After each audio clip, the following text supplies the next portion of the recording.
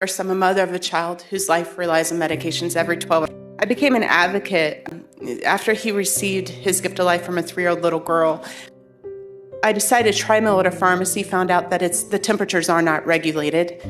Oklahoma students recently published a study showing 80% of medications shipped by mail are not stored at the proper temperature. As moms, we're forced to put our children's medications in 120 to 170 degree temperatures in these trucks. Oklahoma was one of the first states recently to pass regulations of temperatures. Express Scripts threatened to sue the board.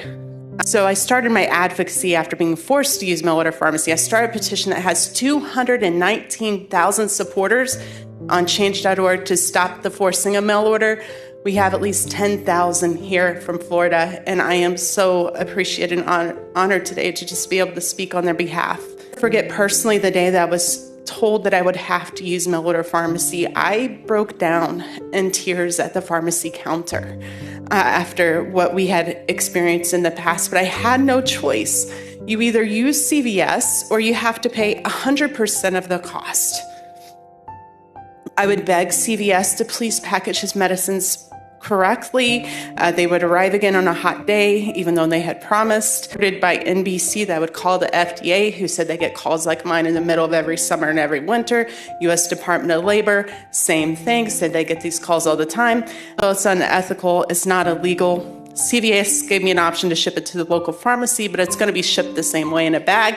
They also said I could drive 260 miles one way. Keep in mind that medication is 5 minutes away from my home. I can get it there.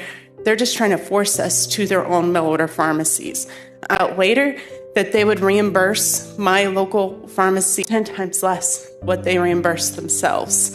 This was here in Florida. There was a school board, I believe, that had did some research finding out that the local pharmacies were paid $450 for the same drug that CVS reimbursed themselves $6,500 for.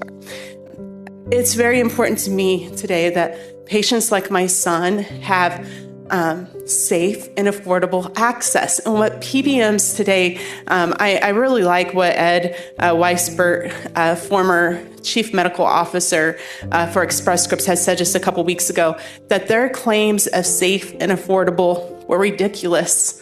And they are. If you look at the Better Business Bureau complaints, 1-star ratings, and you look at that and you'll just see right away there's a pattern of delays. There's a pattern of pricing issues. It's not safe. It's not affordable.